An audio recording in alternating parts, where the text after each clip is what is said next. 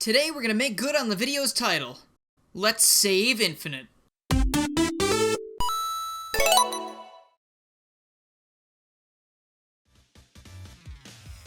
Hello everybody, I'm Garrula64 and welcome back to Let's Save Infinite. Yeah, that's the title. Before I ramble at you too much, I want to remind you this is a 3-part series and you're at the end, folks. If you haven't seen parts 1 and 2 yet, you might as well go do that because this ain't gonna make a lot of sense if you don't. I'd check the card in the video, the description, and a pinned comment if you want to see those. And of course, this is based off the story rewrite I did for Sonic Forces, so if you haven't seen that either, things might not really be making too much sense. But anyway, you made it this far. Without further ado, let's end this thing. For our penultimate hub world, we find ourselves high up in the treetops.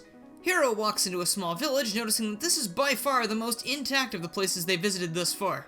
Either Eggman's influence didn't quite reach this place, or they've been doing an excellent job rebuilding.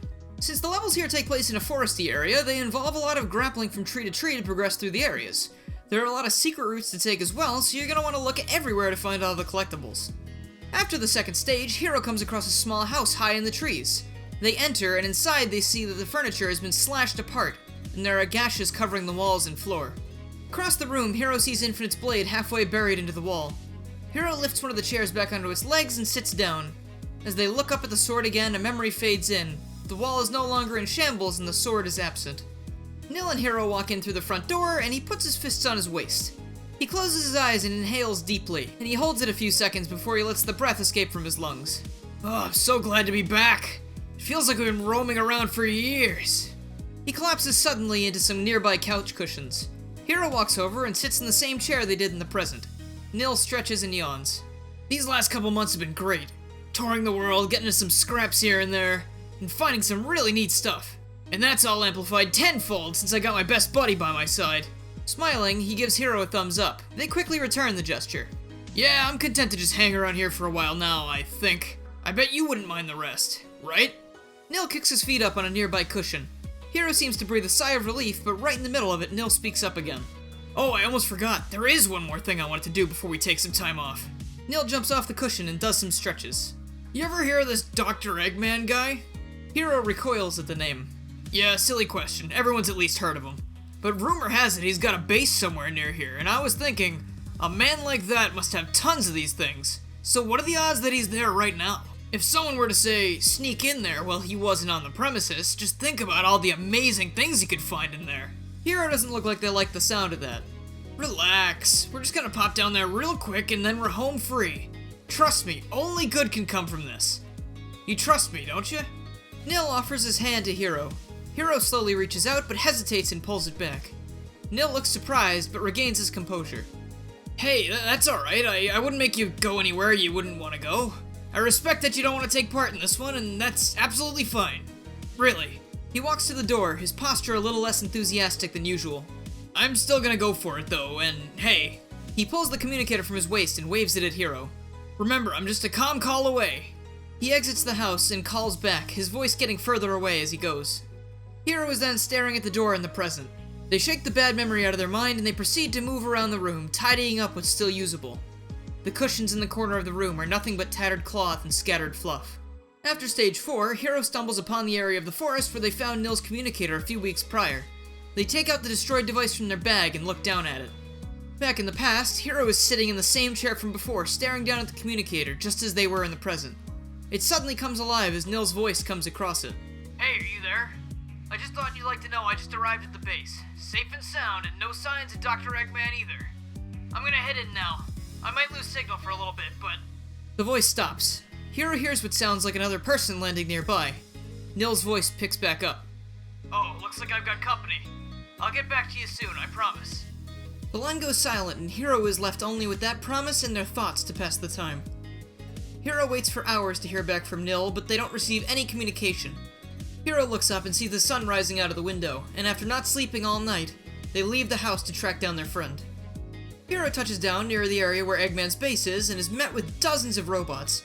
They sneak past a few of them, but they get spotted by a large group and get chased off. They return very cautiously via the trees above their heads, just in time to see Dr. Eggman, Orbot, and Cubot leave the base, accompanied by multiple robots. At the sight of the Doctor, Hero turns around and makes a break for it, managing to not get noticed as they flee. Back at the house, Hero is sitting on the couch cushions, holding the communicator in their hand. They never get a response. Back in the present, Hero puts the communicator back in their bag and they press on. After stage 5, wouldn't you know it, Hero runs into Infinite again, but this time he's perched atop a Death Egg robot. Its claws and eyes are glowing red. I finally know why you've been so adamant about helping me this whole time. The robot's clawed fist slams into the ground as Hero jumps to the side. I saw more. I saw all I needed to see. The robot flashes red and steam shoots out of its vents. The robot's body begins to shimmer as it grows in size. Its appendages morph into more animalistic versions of their former selves. The robot now looks almost like a massive robotic jackal mixed with a Death Egg robot. All this time you've been doing nothing but seeking a way to appease your guilt. If you hadn't stayed behind, maybe, just maybe, he would have gotten away. But you weren't there for him. For me. You've been peddling this message about friendship all this time, but you don't care about anyone but yourself. The red energy from the robot pulsates again, sending shockwaves rippling through the air. Hero braces themselves and is pushed back slightly. They raise their wisp onto the robot and shake their head at Infinite. Very well. Continue lying to yourself. The boss fight commences. This thing will be employing some Death Egg robot tactics and some new attacks as well. Occasionally it'll jump high into the air and target Hero with a reticle before smashing down again. It'll swipe at Hero with its newly enhanced claws, it'll stab the claws into the ground and they'll pop out of the ground beneath Hero, and it'll shoot out needle-like projectiles from its hands that have a slight homing effect. The robot is also able to block your path with its 2 arms, locking you into a small area of the battlefield, which allows Infinite to jump down and attack you on his own. The goal is to destroy the robot though, so trying to attack Infinite will just get you thrown backwards. As you land the final hit, the robot's head begins to rotate with Infinite still on it. It picks up a great deal of speed until it pops off the robot, the body collapsing as the head ascends. Infinite is thrown off of the head, and quick as a flash, Hero zips up to grab him. Infinite, however, swats their hand away and falls back down to the floor, out of sight, because of the thick smoke billowing out of the robot as it has its meltdown. As the smoke clears, Hero lands back on the platform and looks around for Infinite. He's barely holding himself up and looks like he was attempting to flee like before, but he can't muster enough strength to do so. Hero approaches him, and the remains of his mask have finally taken enough damage, and it falls to pieces around him. His hands run over his exposed face for the first time since he woke up. Hero reaches down to try and help him up, but Infinite isn't done yet, and summoning energy he didn't even know he had, he jumps up and slashes at Hero with his claws. Hero stumbles backwards and falls down as Infinite rises to his feet and stands over them. How does it feel to see the face that you failed? Does it hurt? Hero closes their eyes and cowers back a bit. Infinite raises his clawed hand again. Any last words, old friend? Hero shakes their head, but from behind them they offer him his sword. Infinite is totally taken aback by this sudden offering. What are you doing? Hero turns it around and slowly places Infinite's hand onto the hilt, and closes it for him. He just stares back, not giving the sword the time of day. And only when he breaks eye contact does he collapse on the ground beside Hero. Still conscious, but totally exhausted. He looks at the remnants of his mask and then back at Hero. It's never been about guilt, has it? This has always been about helping a friend in need. Deep down, that's probably the reason I've never been able to beat you. Even without these memories, this body just couldn't bear to hurt you. Infinite stares into the distance. And if that's the case, then there's only one thing left to do. There's a red flash in the distance that erupts into a massive explosion of red energy that slowly encases both Hero and Infinite.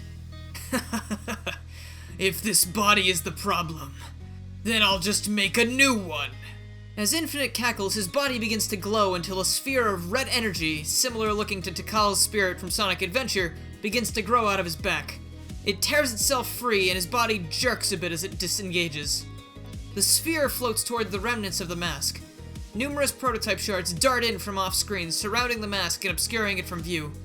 Hero watches as piece by piece the shards begin to form appendages.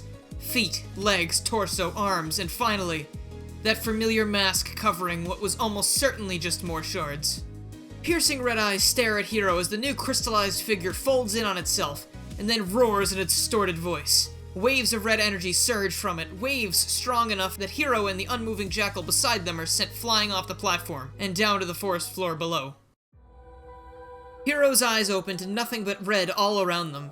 Gone is the forest, or at least in its previous form. The entire place is now covered in a suffocating red aura. Reality seems to glitch as they look around, and it only gets worse the higher up they look. Along the ground, Hero sees smaller distortions, and as they sweep the area, an unmoving figure enters their sight. Hero cautiously approaches Infinite's still unmoving body and tries to shake him awake. He doesn't respond at first, but he begins to stir after a moment. He meagerly lifts himself out of the dirt and meets Hero's gaze. He looks puzzled, and his head tilts to the side. I think this is the first instance I haven't been angry to see you in a long time. Hero doesn't move. I remember everything now. I remember before, I remember being infinite, but what I can't seem to find is all of that malice. That's a good thing, right? Hero doesn't waste any more time. They help what they assume to be Nil back to his feet.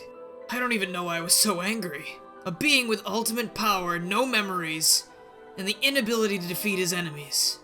A recipe for disaster. Nil looks around, noticing the distorted world around them for the first time. He puts his hand on his head. So I guess I had enough shards to significantly mess everything up. I don't remember using them for this, though.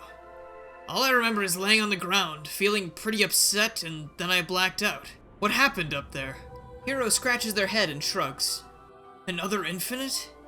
Made entirely out of shards? That doesn't sound good. He looks around for a moment, and it doesn't look good either. Well, I guess the only thing we can do is go find that other infinite and figure out how to fix this. Are you with me? Nil turns to go, but Hero grabs his arm. He turns around and sees Hero offering him his sword like before. He smiles. Ha! Self-defense only, right? He places the sword in the sheath at his waist, and the two run off into the distorted forest. Here we come across the fifth and final hub, Distortion. This is a town comprised of various chunks of the old hub world, which allows you to visit the levels you've already finished, even in these dire times. The levels themselves wouldn't change much, they would just be like a slight distortion effect on the screen, and these levels are available because that way you're not forced to collect shards and rings in the last world levels exclusively. You're still able to go back and replay all the levels you really want to get all the things you need before the final areas. In this hub world, Nil can be found, and he'd say some quick things about what's going on. Nothing really that important, just think of him as kind of one of the NPCs from Sonic Generations hub world.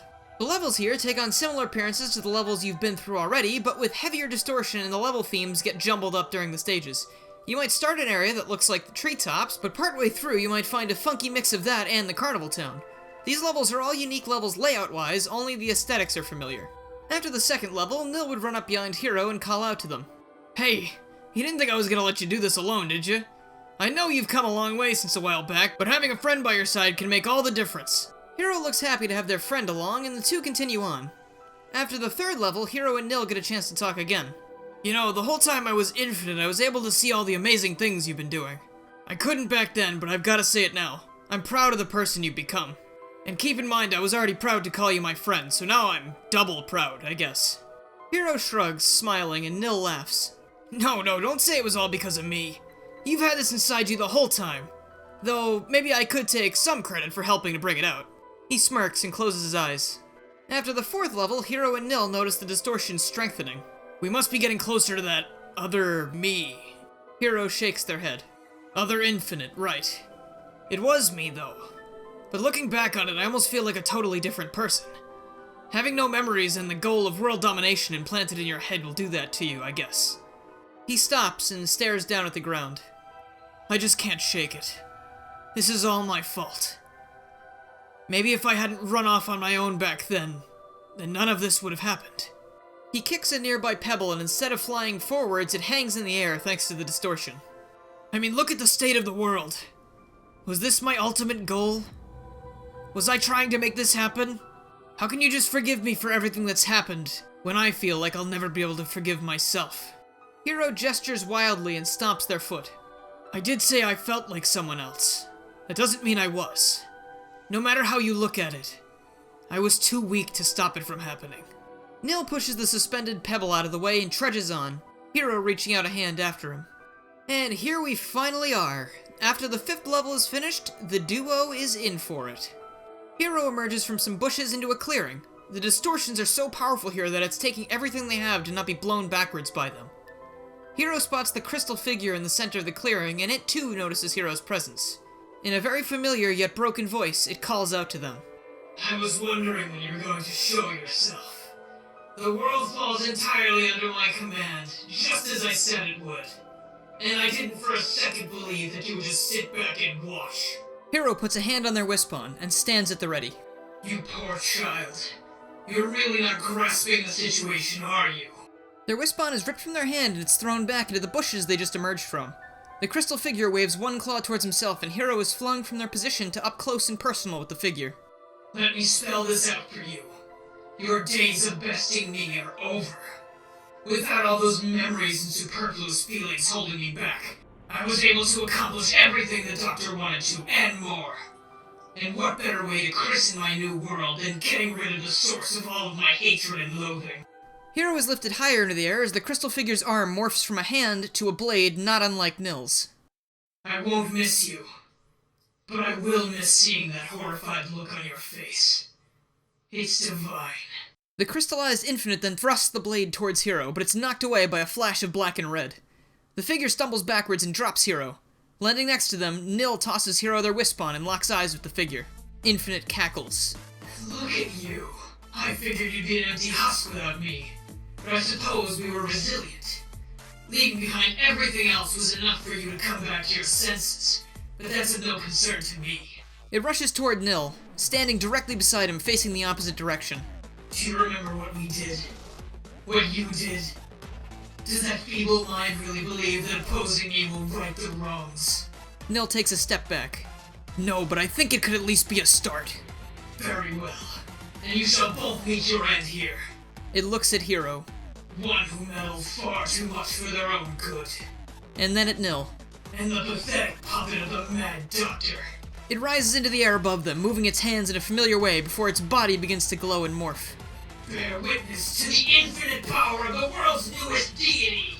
The entire world floods with an even deeper red as overclocked infinite is formed. If you remember the giant snake-like infinites from Capital City, it looks similar to that except with dozens of pairs of arms, and it's entirely made of the red prototype shards, as opposed to the smooth black look of the originals. This thing towers over Hero and Nil, and an animalistic roar mixed with Infinite's signature yell erupts from inside it. In this fight, Nil appears on the battlefield to help you. Overclocked Infinite will swipe at both of them with giant red tendrils and attempt to grab them with one of his many hands. If it does grab them, it lifts them into the air and they get blasted by a beam of energy directly from Infinite's eyes. This doesn't kill the player instantly, but they are paralyzed on the ground for a moment after it. Sometimes, Overclocked Infinite will roar, pushing both Hero and Nil backwards, and if they don't find footing soon enough, they'll be thrown backwards into a wall of red shining spikes that will spawn during the attack. Beams of energy will also be shot from Overclocked Infinite's mouth periodically, and these have a big range. Think Samus's Final Smash type deal. Overclocked Infinite can also spawn clones of his former self, around 10 or more at a time, and they'll swarm Hero and Nil. They'll attempt to fire lasers at you, and with more than one harassing you, it can be really dangerous to dodge. These clones can be used to get an attack in on Infinite as well. As the battle progresses, you'll notice that Nil will be mimicking your actions a little ways away, and once you get a boost from the Crystal Infinite clones, Nil will also be there. Each hit you land on the beast will be a combo attack where Hero will grab Nil's hand, tether onto a part of Overclocked Infinite, and propel themselves both towards it with Nil's blade ready to stab. The first few hits will deal with taking out some of the thing's hands, and then later into the fight they'll be shooting for higher places on the beast so that the Crystal Infinites have even more time to try and knock you back down. Eventually, the two reach Overclocked Infinite's head, and as they fly towards it, he opens his mouth and fires a beam directly at them, causing Hero to perform some evasive maneuvers. Unfortunately, Hero loses grip on Nil, and he falls directly into Overclocked Infinite's hand. He raises the jackal up so they can see eye to eye, and its eyes begin glowing. Meanwhile, Hero is knocked all the way back down to the ground, and they need to hurry their way back to the top, this time grappling the idle hands of Overclocked Infinite. As Hero reaches Nil, the beams fire, and Hero just barely grabs Nil and pulls him away as the hand holding him is disintegrated. Nil looks back at Hero and nods. Hero tethers to Overclocked Infinite's head, and the two fly forwards faster than ever. With Nil's sword outstretched, the two begin spinning, and soon they're just a blur of colors. Overclocked Infinite raises more of its hands to try and stop them, but they slice through all of them. And finally, they barrel clean through its head and out the other side. Overclocked Infinite stands motionless before his body begins to shimmer and expand. This is impossible. There's no way the likes of you could defeat a god!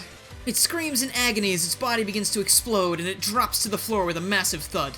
What used to be its body is now a giant pile of shards that crumble and turn to dust, leaving nothing but the mask behind.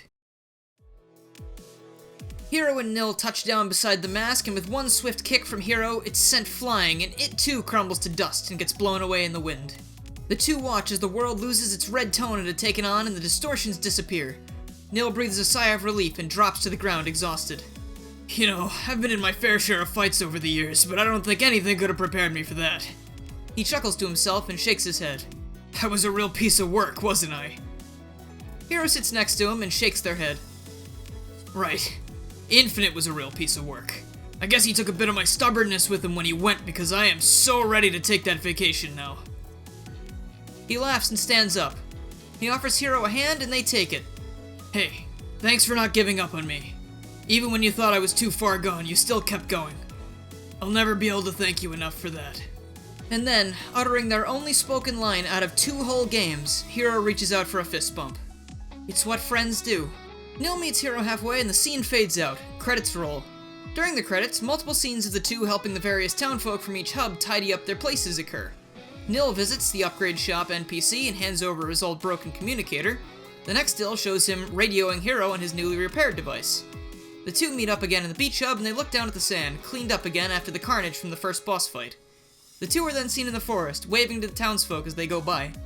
As the credits end, one last still of Hiro and Nil fade in as they're both passed out. Nil on what remains of the couch cushions and Hiro in that same chair from before. Wispawn resting on the table beside them. The end.